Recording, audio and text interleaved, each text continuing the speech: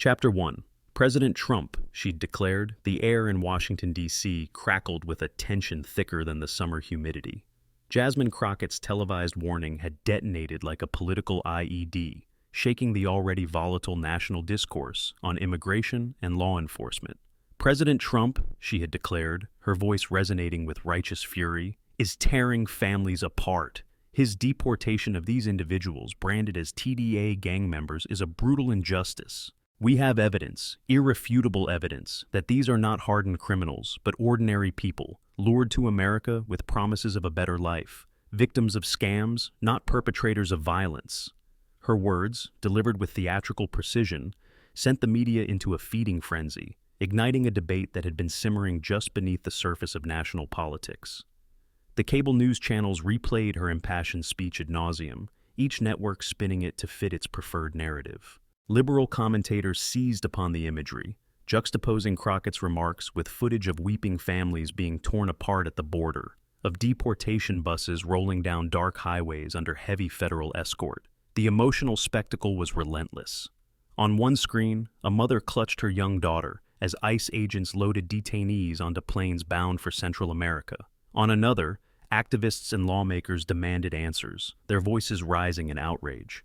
Crockett, flanked by her loyal squad allies, Alexandria Ocasio-Cortez, radiating indignation, and Ilhan Omar, offering quidded, steely support, presented what she claimed were first-hand testimonials and documents proving the innocence of those deported. They painted a narrative of vulnerable immigrants preyed upon by traffickers and legal loopholes, manipulated into illegal entry rather than orchestrating criminal operations. "This is not justice," Ocasio-Cortez fumed, gripping the podium at the emergency press conference they had hastily convened. "This is cruelty, plain and simple." Omar, ever reserved but no less pointed, added, "The administration wants you to believe that these deportations make us safer. They don't. What they do is further divide this nation while innocent people pay the price." The messaging was deliberate, forceful, and carefully constructed to shift the national conversation. The progressive wing of the Democratic Party, long at odds with Trump's immigration policies, had found its new battlefront. This wasn't just about deportations. It was about what they framed as the criminalization of brown and black immigrants, about the alleged lies being spun to justify the administration's mass removals. The term TDA gang members, a designation given to those suspected of affiliation with transnational criminal organizations, became the newest flashpoint, a phrase dissected and redefined in real time by media analysts and think tanks. Progressives claimed it was an arbitrary label, one used to justify the removal of innocent migrants who had been deceived into crossing the border illegally. Conservatives, on the other hand, argued that the administration was merely enforcing the law, ridding the nation of dangerous elements before they could spread their influence further into American cities. The White House, for its part, did not waver. Press Secretary Caroline Leavitt took the podium the following morning, poised and unflappable in the face of mounting media pressure. "Let's be clear," she began, her tone clipped and authoritative. "The individuals deported under this operation were not law-abiding immigrants seeking a better life. They were identified through extensive intelligence operations as active participants in organized criminal activity, TDA gang members linked to violent crimes, including human trafficking, drug smuggling, and murder. The administration stands by its commitment to national security. We will not allow radical activists to rewrite reality just because they don't like the consequences of enforcing the law." The battle lines were drawn. News outlets framed the controversy in starkly different terms. Was this a humanitarian crisis or a long overdue crackdown on foreign crime syndicates? The political chessboard shifted as lawmakers from both sides maneuvered for position. Democrats demanded a congressional investigation into the deportation program, with Senate Minority Leader Hakeem Jeffries calling it a blatant abuse of power that must be scrutinized. Meanwhile, Republicans, energized by Trump's firm stance, rallied behind the operation, emphasizing public safety and law enforcement integrity. Senator Josh Hawley dismissed the left's outrage as political theater designed to score sympathy points while ignoring the real victims, the American families suffering at the hands of these criminals. Behind closed doors, however, the situation was more complicated. Trump, pacing in the Oval Office, knew this was more than just another skirmish in the culture war. It was a defining moment in his second term. He had built his presidency on law and order, on securing the border, on standing against the progressive push to weaken immigration enforcement. This was an opportunity to reinforce that message, to prove that his administration would not bow to media-driven hysteria. But he also recognized the risks. The more emotional the argument became, the more difficult it would be to keep public perception on his side. "Caroline," he said, turning to Levitt as Patel and his top advisors listened, "we need to hit back, hard. I want the numbers. Show them the crimes these people committed, the evidence we had before we deported them. We're not just going to tell people we were right, we're going to prove it." And so the counteroffensive began. Patel's FBI task force compiled a dossier of cases, real stories of the individuals deported with detailed records of their criminal activity.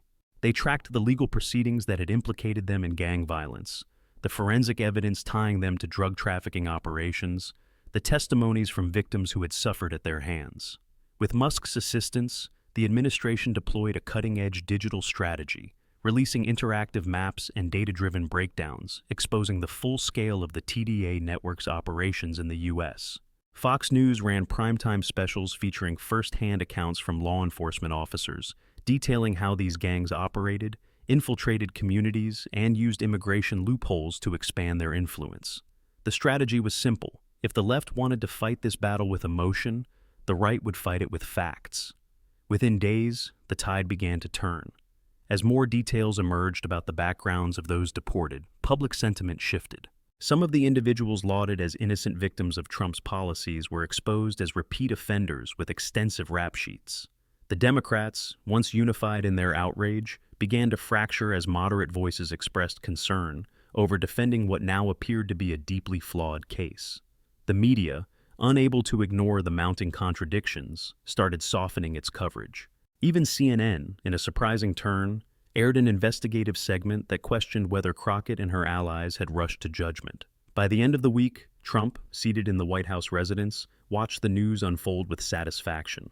"Told you," he muttered to Patel, who stood nearby, "they always overplay their hand." Patel smirked, arms crossed. "And we make sure they pay for it." But the fight was far from over. Crockett, Ocasio-Cortez, and Omar doubled down, accusing the administration of manufacturing data and suppressing evidence that would exonerate the deported migrants. They called for whistleblowers, for an independent review, for anything that could claw back the ground they had lost. The protests outside ICE detention centers intensified, with activists demanding that deported individuals be brought back and granted asylum. And so, as Washington braced for yet another round in the ever-escalating war of narratives, one thing became clear. This was no longer just about immigration. This was about control, about defining reality, about who got to decide what America stood for. And neither side was willing to back down. Chapter 2. Trump's America First agenda were legendary. Behind the scenes, in the West Wing of the White House, President Donald Trump watched the unfolding media storm with a grim satisfaction. He had anticipated this backlash. He knew the playbook, how the Democrats and their media allies would seize upon the most emotional angle, how they would weaponize public sentiment against him, how they would attempt to spin the truth into something unrecognizable. But he also knew something they didn't, that he was prepared, that he had the facts, and that this time he wouldn't be on the defensive. He would take the fight to them. Standing at the resolute desk, scanning the split-screen coverage of CNN, MSNBC, and Fox News on the monitors before him, he let out a scoff, shaking his head as he listened to the breathless reporting of supposed atrocities at the border, of families being ripped apart. He turned sharply, his gaze locking onto his press secretary, Caroline Levitt, who stood ready, always a step ahead in the rapid response war that had come to define this administration. "Caroline," he barked, his voice cutting through the room with the authority of a man who had been through this fight before. "Get Miller in here, now!" Within minutes, Stephen Miller, the deputy chief of staff, the architect of Trump's most hard-hitting immigration policies, entered the room with the same composed intensity he always carried. His mind was a machine, calculating, relentless, utterly devoted to the America First agenda that had guided Trump's presidency. "Mr. President," Miller began, his voice calm amidst the surrounding chaos, "Congresswoman Crockett's accusations are predictable." He gestured toward the screen, where footage of her fiery speech replayed on a loop. "This is their playbook. Emotion over facts. They will push this narrative for as long as the media allows them to. They'll saturate every channel with images of crying children, mothers clutching their sons, community activists demanding justice. It's all coordinated. Predictable and a pack of lies, Stephen, Trump corrected, his eyes narrowing as he turned from the screens back to his trusted advisor. They think they can pull the wool over the American people's eyes with their sob stories. But we know the truth about TDA. We know they're a cancer. I want you and Caroline to dismantle this charade, brick by brick, expose their lies, leave no stone unturned. His tone left no room for doubt. This wasn't just about refuting Crockett's claims. This was about obliterating them. This was about making sure that the American people didn't just see the facts, but felt them, understood at a visceral level why his administration's actions weren't just justified, but necessary. Miller, nodding in agreement, stepped forward, his mind already working through the tactical angles. The way we counter this, he said, is not by arguing, it's by proving. We need data dumps, real-time exposure of the criminal backgrounds of these so-called victims. We need mugshots, arrest records, known affiliations. If Crockett and her squad allies want to play this game, we show America exactly who they're defending. Caroline, already taking notes, added, "We also need human stories of our own, people who were victims of TDA crimes, parents whose children were caught in gang crossfire, business owners extorted, law enforcement officers who risked their lives taking these guys down. We make it impossible for the media to ignore the real victims here." Trump grinned, his energy shifting from frustration to full-throttle offense. "That's why I have the best people," he said, tapping his desk. "We're going to turn this around, and we're going to turn it around fast. I want a press briefing set up, today. Caroline, make sure they have the numbers, the case files, and get Patel on board. If we have classified intel on the cartel connections, I want it declassified. Let the people see the truth." Miller, energized, straightened. "We'll start a social media offensive as well. Musk is already on board. He's been pushing back against the false narrative. If we coordinate, we can drive our message harder than they can." Trump smirked. "Good. Let's see how they handle the truth when we shove it down their throats." With that, the war for the narrative began in earnest. By the time the press briefing was held that afternoon, the administration had compiled a damning dossier that shredded the squad's emotional plea into irrelevance. Caroline stood at the podium, her voice firm, her delivery precise, as she presented slide after slide of documented criminal histories, affiliations with known criminal syndicates, and intercepted communications proving TDA's connections to cartel operations. The room, usually filled with hostile reporters eager to pounce, sat in an uneasy silence as they absorbed the irrefutable facts. "TDA is not a humanitarian crisis," Caroline declared, her gaze sweeping the room. "It is a national security crisis, and this administration will not apologize for protecting American citizens." As the briefing ended and the White House's counteroffensive took over the news cycle, Trump sat back in the Oval Office, watching the coverage shift in real time. The left would keep pushing, but now they were playing defense. He had seen this all before, and he knew exactly how it would play out. They had tried to take him down with lies, with emotion, with manipulations.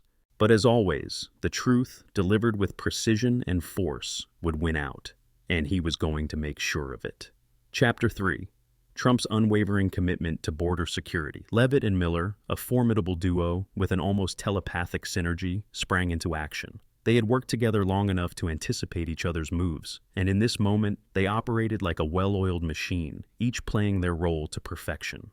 Leavitt, with her masterful command of media and messaging, began crafting a counter-narrative designed not just to refute Crockett's claims, but to obliterate them. Her team worked around the clock, gathering footage, sourcing testimonials, and feeding carefully curated information to friendly journalists and conservative commentators. Meanwhile, Miller, with his relentless investigative prowess, dove headfirst into the so-called evidence presented by Crockett and her allies. If there was a lie buried in their statements, he would find it. He started with the testimonials. On the surface, they had been presented as heart-wrenching accounts of innocent migrants victimized by a cruel and oppressive system. But when Miller cross-referenced names, dates, and alleged circumstances, the discrepancies emerged almost immediately. There were birth dates that didn't align with immigration records, stories that contradicted publicly available arrest reports, and, most damning of all, subtle but discernible connections to known TDA operatives in other countries. Some of the so-called victims were not victims at all. They were recruiters, smugglers, and enforcers whose histories had been carefully scrubbed before being paraded in front of the media as helpless refugees. Others had direct ties to cartel-linked advocacy groups that had long sought to weaken immigration enforcement. What had initially appeared to be an impassioned plea for justice was, in reality, a calculated disinformation campaign. Days turned into a pressure cooker of late nights and frantic phone calls. Miller's team, working alongside intelligence contacts within Patel's FBI unit, built a damning case. Their findings were ironclad: banking records that traced payments from cartel-linked NGOs to the very activists orchestrating the protests, leaked communications that outlined coordinated media strategies well before the deportations had even taken place, and, most explosively, intercepted messages showing that TDA operatives had been directly involved in the planning of violent protests aimed at disrupting federal immigration operations. While Miller followed the money, Leavitt waged war on the airwaves. Her team worked tirelessly, planting stories in trusted outlets, preparing talking points for Republican lawmakers, and ensuring that every major conservative media personality was armed with the facts. She crafted a simple but devastating message. This isn't about immigration. This is about crime. Every headline, every news segment, every viral tweet was designed to shift public perception from sympathy to outrage. Americans were no longer seeing images of weeping mothers and children. They were now seeing mugshots, crime statistics, and violent footage of TDA-linked riots in cities like Los Angeles and Houston. The turning point came when Leavitt's team secured an exclusive interview with the family of a police officer killed in a gang-related shootout. His murderer, as it turned out, had been one of the so-called innocent migrants Crockett had defended. That single interview, broadcasted in prime time, shattered the emotional hold the left had on the narrative. The officer's widow, holding back tears but speaking with steely resolve, looked directly into the camera and asked, "Why is Congresswoman Crockett fighting for the people who took my husband's life? Why does she care more about criminals than Americans?" The effect was immediate and devastating. Democratic strategists scrambled to shift their messaging, but it was too late. Leavitt's media strategy had worked. Within days, the national conversation had completely changed. Instead of asking whether Trump's deportation policy was too harsh, Americans were now demanding to know why radical Democrats were defending criminals. Instead of debating whether TDA members deserved due process, the discussion had become about how these individuals had entered the country in the first place. Trump, recognizing the shift, seized the moment. At his next rally, standing before a roaring crowd of supporters, he held up a dossier containing Miller's findings. "They lied to you," he declared, his voice booming through the stadium.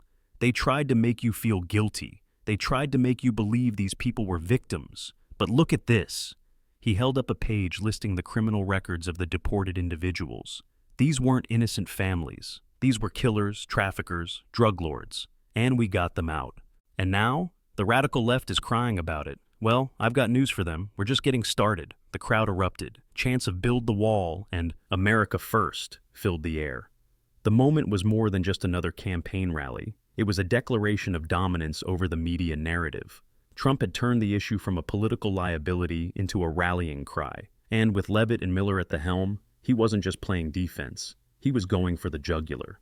By the end of the week, Crockett and her squad allies were on the back foot, scrambling to defend their credibility. The irrefutable evidence they had presented was now under scrutiny, with independent fact-checkers forced to admit that several key claims had been misrepresented. Democratic leadership, recognizing the political disaster unfolding before them, began distancing themselves from the squad's rhetoric, pivoting toward a more cautious stance on border security. Crockett, once defiant and unyielding, now found herself drowning in uncomfortable questions from reporters asking whether she had been misled. Trump, watching the chaos from the Oval Office, leaned back in his chair, satisfied. He turned to Miller and Leavitt, who stood before him, both exhausted but victorious. "Told you," he said with a smirk. "They always overplay their hand." Leavitt chuckled, shaking her head. "And we always make them pay for it." Miller, ever calculating, simply nodded. "And we're not done yet." The battle had been won, but the war was far from over. The left would regroup, recalibrate, and try again. But now, they knew, when they came for Trump, for his policies, for his people, he wouldn't just fight back. He'd make sure they regretted it. Chapter 4. Miller unearthed a bombshell. Meanwhile, Miller unearthed a bombshell that would shift the battlefield entirely. Through meticulous digital forensics, he discovered that some of the so-called documents presented by Crockett's office as irrefutable proof of wrongful deportations were not only fabricated, but were created on computers inside the Congresswoman's own office. It wasn't just misinformation, it was deliberate deception, orchestrated at the highest levels of her staff. The deeper Miller dug, the more damning the evidence became. Metadata from the files showed timestamps that coincided perfectly with internal communications between Crockett's aides and members of radical activist groups with known ties to international organizations, pushing for the dismantling of U.S. border enforcement entirely. But the real smoking gun came when Miller's team decrypted a series of private messages, communications between Crockett's office and individuals linked to known anti-border organizations. The messages, buried under layers of encryption and routed through foreign servers, hinted at a coordinated effort not just to attack Trump's immigration policies, but to fabricate a crisis that would force political concessions from the administration. Miller wasted no time. He compiled a dossier, cross-referencing every detail, ensuring that every piece of evidence could withstand the inevitable media scrutiny. The revelation was explosive. Not only had Crockett lied, but she had manufactured evidence, conspired with ousted actors, and attempted to use her position in Congress to deceive the American public. This was no longer just a debate about deportations. This was fraud. This was subversion. This was treason. The stage was set for the counteroffensive. Leavitt, ever the strategist, knew this wasn't just a story, it was a political earthquake. It had to be revealed in a way that would deliver maximum impact, that would cut through the noise of the mainstream media's endless spin and force the truth into the public consciousness. She orchestrated a primetime interview for Miller on Sean Hannity's Fox News show. Hannity, a staunch Trump ally and one of the most influential voices in conservative media, was the perfect platform to deliver the devastating blow. The night of the interview, the anticipation was electric. Every major network, including those openly hostile to the administration, had no choice but to cover what was about to unfold. The leaks had already begun trickling out, forcing outlets like CNN and MSNBC into a defensive crouch, preparing their spin even before the full story had been revealed. On Capitol Hill, Crockett's office was in full-blown crisis mode, scrambling to get ahead of a scandal they could no longer contain. Then the moment arrived. Hannity, seated behind his desk, his expression a mix of excitement and controlled aggression, turned to Miller. "Stephen," he began, "we've heard the accusations from the left. We've heard Congresswoman Crockett and her allies say that this administration is engaging in brutal injustices, that innocent people are being deported in some kind of restored right-wing purge. But you're here tonight because you have something they don't, the truth. Tell us, what did you find?" Miller, ever composed, leaned forward. "Sean, what we have here is beyond a simple case of political dishonesty. This is a coordinated, premeditated attempt to deceive the American people, to create a false crisis in order to push a radical agenda. Congresswoman Crockett's office didn't just misrepresent the facts, they fabricated them. And we have the proof." Hannity leaned in, playing his role perfectly. "Fabricated? You mean these so-called documents that she waved in front of the cameras, the ones she claimed were irrefutable evidence of wrongful deportations?" Miller nodded, and with a controlled but devastating tone, delivered the kill shot. "Sean, those documents were created inside her own office. We have digital forensics evidence proving that the files were generated on government-issued computers belonging to Congresswoman Crockett's staff. Metadata confirms that these testimonials, the stories meant to paint deported TDA members as innocent victims, were written not by the supposed victims, but by legislative aides in her office. These weren't real accounts. They were scripted narratives, carefully constructed to mislead the public. And it gets worse. We've also uncovered encrypted communications between Crockett's team and known anti-border extremist groups that have actively worked to sabotage U.S. immigration enforcement for years.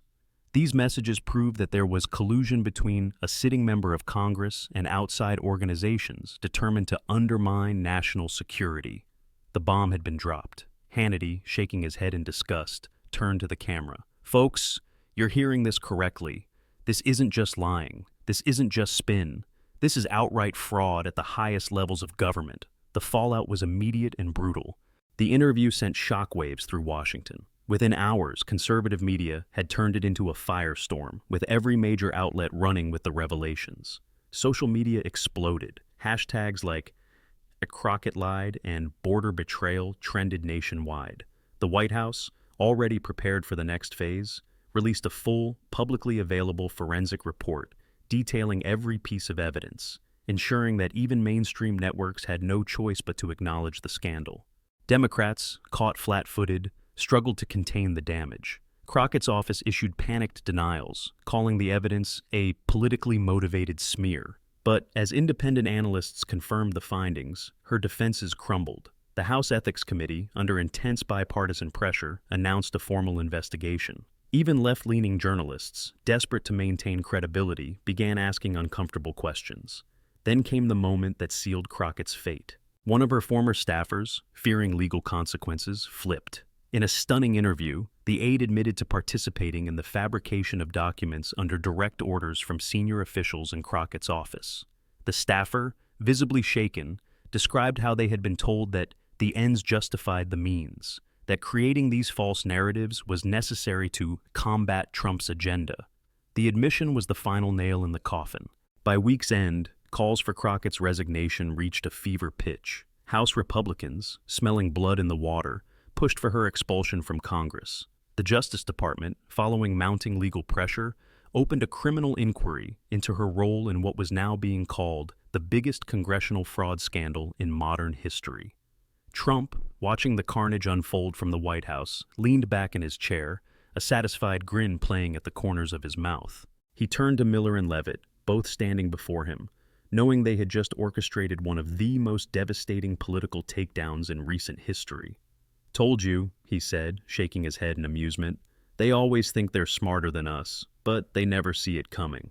Miller smirked, adjusting his tie. "And now we make sure they never forget." The battle for the truth had been fought, and this time, the lies had lost. Chapter 5, Mr. Miller, Congresswoman Crockett, and her squad are claiming the president deported innocent people. As Miller sat opposite Hannity, the tension was palpable. The studio lights cast sharp shadows, the backdrop behind them emblazoned with the bold lettering of Hannity, the most-watched conservative news program in America. Every television in the White House, in Congress, and in political war rooms across the country was tuned in. This was more than an interview. It was an exposé, a moment that could redefine the national conversation. Hannity, with his signature directness, wasted no time in setting the stage, his voice carrying the weight of urgency. "Mr. Miller, Congresswoman Crockett and her squad are claiming the president deported innocent people, victims of scams, not criminals. They're saying this was a cruel political stunt aimed at demonizing migrants. What do you say to that?" Miller, ever composed, leaned forward, his sharp gaze cutting through the camera lens. "Sean, with all due respect to Congresswoman Crockett's passionate rhetoric, her claims are not just misleading, they are demonstrably false. We have conducted a thorough investigation, and the evidence paints a very different picture." His tone was steady, measured. No grandstanding, just facts, delivered with surgical precision. Hannity nodded, encouraging him to continue. "Go on." And Miller didn't waste a second. He proceeded to methodically dismantle Crockett's narrative, brick by brick. First, he tackled the testimonials, those dramatic, tear-filled accounts that had flooded the media, painting a picture of desperate migrants wrongfully deported. "We analyzed every single case that Congresswoman Crockett presented as irrefutable proof that innocent people were deported unjustly. And guess what? Not one of them holds up under scrutiny. For example, one of the so-called victims was presented as a hard-working immigrant father, a victim of a trafficking scam. But according to DHS records, this individual was a known enforcer for TDA, involved in human trafficking operations himself. He was on an FBI watch list for suspected cartel affiliations. A still image appeared on the screen, a mugshot, the same man who had been presented to America as a victim. Hannity's eyebrows rose. "So, Congresswoman Crockett presented a gang enforcer as an innocent migrant?" Miller nodded. "And that's just the beginning." He gestured toward a folder in front of him, but the producers had already prepared visuals. Screens across the country flashed with side-by-side comparisons. Crockett's publicized testimonials on one side, and the real, documented criminal histories of the individuals on the other. Here's another example, another victim, supposedly a day laborer wrongfully deported. In reality, he was arrested twice for smuggling fentanyl across the southern border. His file was sealed due to his cooperation with cartel-affiliated groups. This is the kind of deception we're dealing with. Hannity exhaled sharply. This is explosive. Miller didn't stop there. He turned his attention to the documents, the supposed proof Crockett had used to justify her outrage. And now, we get to the real scandal, Sean. Not only are these claims false, but some of the evidence Congresswoman Crockett and her office provided to support their accusations was fabricated. Hannity's eyes widened. Fabricated? Miller leaned in, his voice unwavering. Fabricated, and not just fabricated inside her own office. The screen shifted again, displaying metadata reports, time-stamped edits, and digital fingerprints linking the so-called victim reports directly to computers registered to Crockett's congressional staff. We used advanced forensic analysis to trace the origins of these documents. They weren't written by neutral sources or third-party organizations. They were created inside her office. These weren't real testimonials, they were scripts. A murmur rippled through the live studio audience. But it gets worse, Miller continued.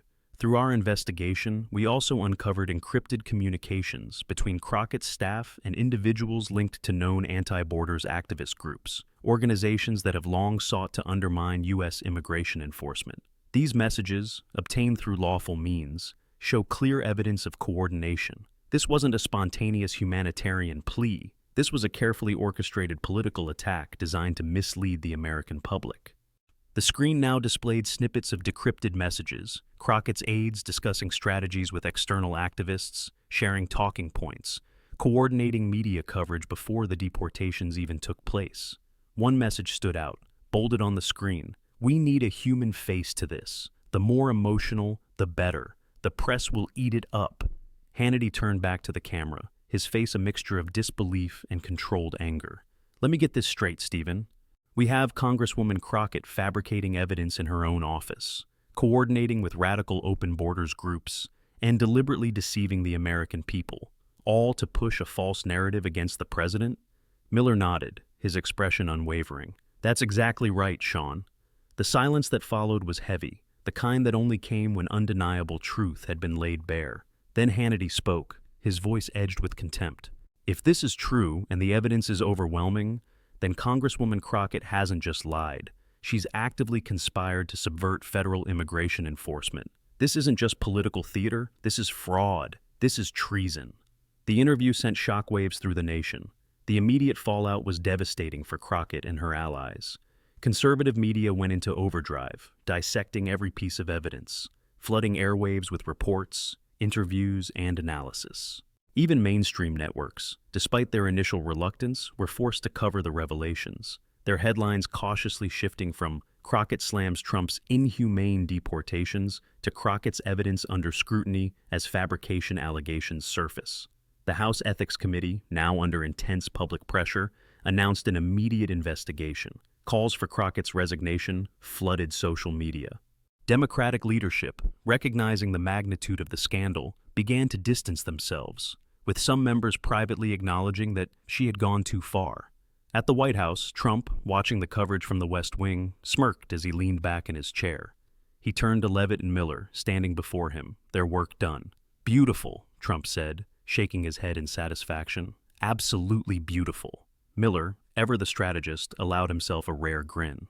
And we're just getting started. In Washington, the truth had landed like a precision strike. The left had played their hand and lost. The fallout was just beginning, and the swamp was about to feel the consequences. Chapter 6. And Mr. Miller, Hannity asked, his voice laced with incredulity. And Mr. Miller, Hannity asked, his voice laced with incredulity, the weight of the revelation sinking in. Are you saying that Congresswoman Crockett and her staff knowingly fabricated evidence? The question hung in the air, charged, waiting to explode. The audience leaned in, the studio silent except for the low hum of the broadcast equipment.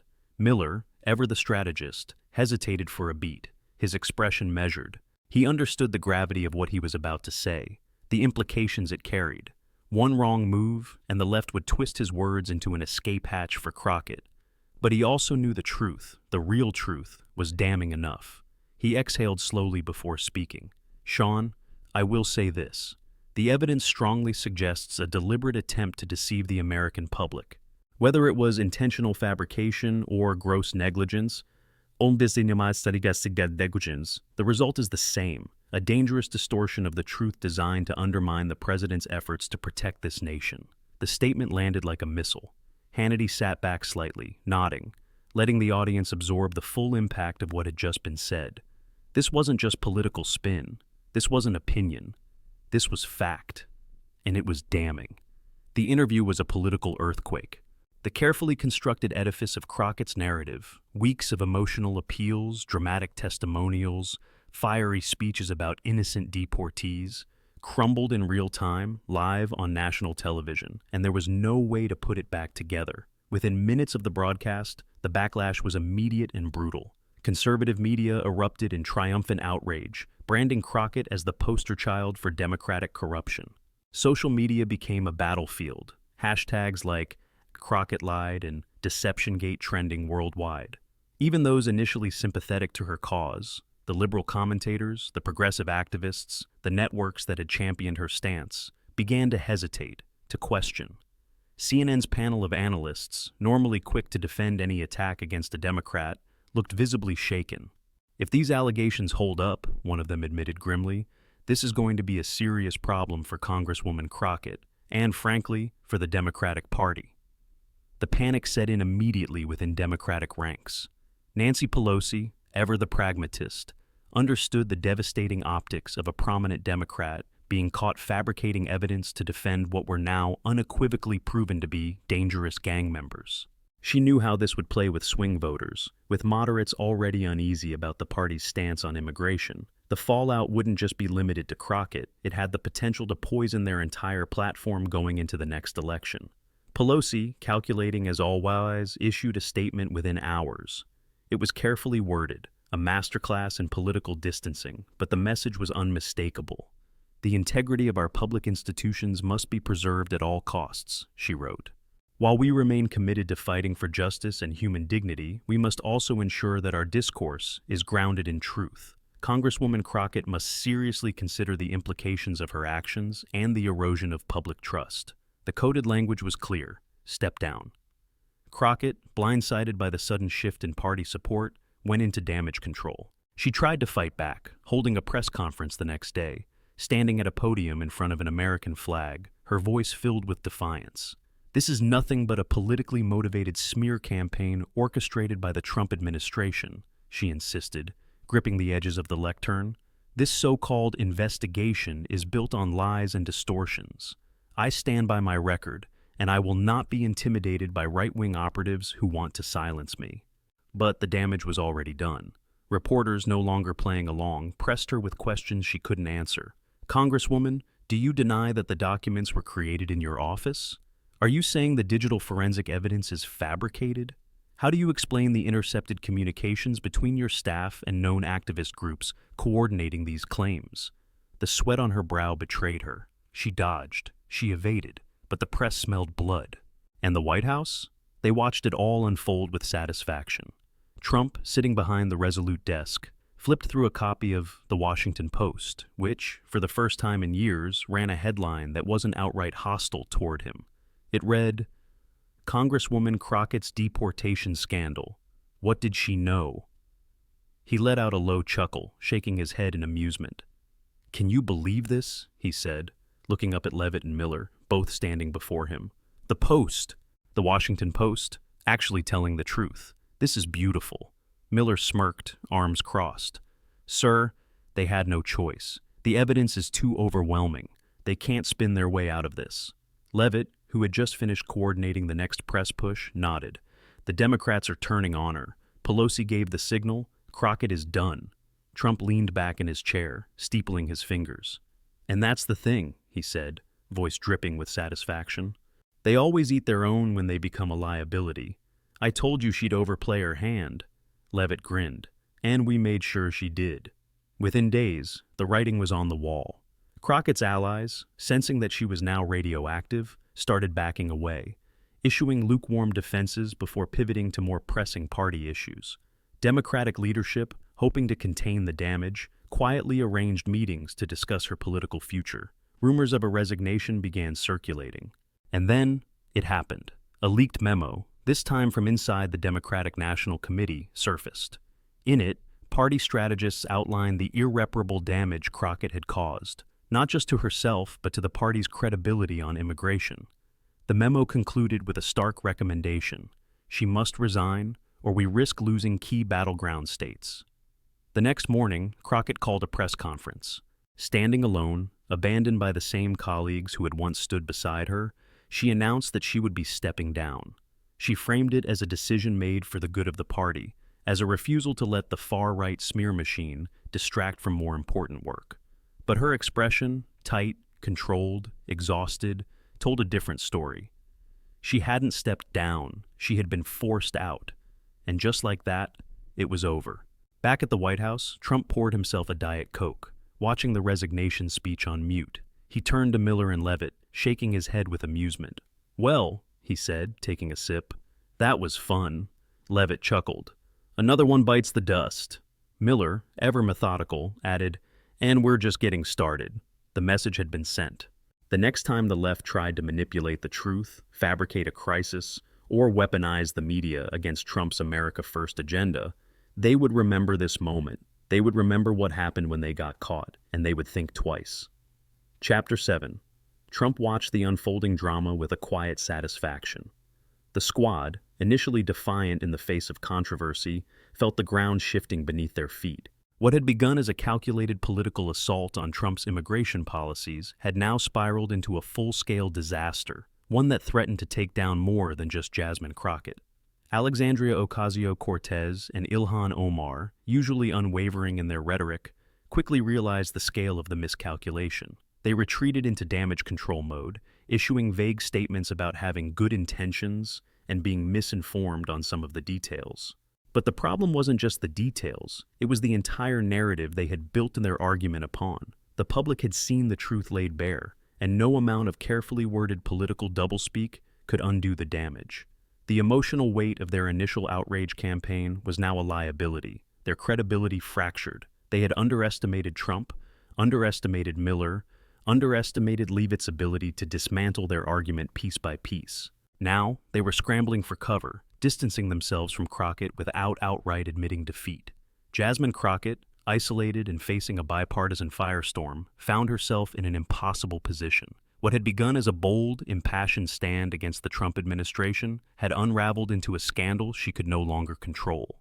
The evidence against her was overwhelming: fabricated documents, false testimonials, secret communications with activist groups hell-bent on disrupting national security. The calls for her resignation grew deafening, not just from Republicans, but from within her own party. Democratic strategists, once eager to elevate her as a progressive icon, now saw her as a liability. The public had turned against her, the press was no longer running defense, and her closest allies, facing their own political anxieties, began to distance themselves. Pelosi's carefully worded condemnation had been the first domino to fall, but it was the silent retreat of the squad that sealed her fate. Behind closed doors, Democratic leadership made their calculations. If they defended her, they would tie themselves to a scandal that was growing more toxic by the hour. If they abandoned her, they could contain the damage, isolate the fallout, and attempt to reset the narrative before the next election cycle. In the end, the decision was made for them. With her career hanging by a thread, Crockett finally relented. The resignation was framed as a personal decision, a choice made for the sake of unity and progress. But everyone knew the truth: she had been forced out. Her once loyal allies had left her with no other option. Meanwhile, in the White House, President Trump watched the unfolding drama with a quiet satisfaction. He had weathered the storm, exposed the deception, and emerged victorious. It was not just a policy victory. It was a reaffirmation of his relentless commitment to truth, law, and order. His enemies had once again underestimated him, believing that emotion and theatrics could overpower cold, hard facts. They had bet on public outrage, but the administration had fought back with proof. And in the unforgiving arena of Washington politics, truth, when wielded effectively, was the deadliest weapon of all. Seated behind the resolute desk, Trump summoned Leavitt and Miller to the Oval Office. They had been the architects of this victory, the ones who had taken on the media, the Democrats, and the progressive machine, and won. As they stepped into the room, he looked at them both with rare admiration. "You both," he said, a rare smile gracing his lips, "have done a tremendous job. You've shown the American people the truth. You've shown them that we will not be intimidated by lies and political games. We will always fight for the safety and security of this nation." He paused, his gaze hardening with resolve, his hands clasped in front of him. "And we will always win." The Crockett affair became more than just a political scandal. It became a stark reminder of the brutal battles fought in the trenches of Washington, a case study in how deception, when exposed, could unravel even the most carefully crafted narratives. It was a testament to Trump's unwavering resolve, to his ability to turn his opponents' attacks into their own downfall. For the administration, it was not just another victory, it was validation. It proved that in an era of misinformation and manufactured outrage, the truth still had power. It was a message to the American people that despite the noise, despite the manipulations of the left, despite the endless political warfare, justice, when pursued with unrelenting conviction, could prevail. For Trump, this was more than just another win in the political arena. It was proof that his fight to protect America was justified, that his adversaries, despite their influence, their media allies, and their orchestrated attacks, could be beaten. This was not just a battle over immigration. It was a battle over reality itself. And in that battle, Trump had emerged once again as the unshakable force that refused to lose.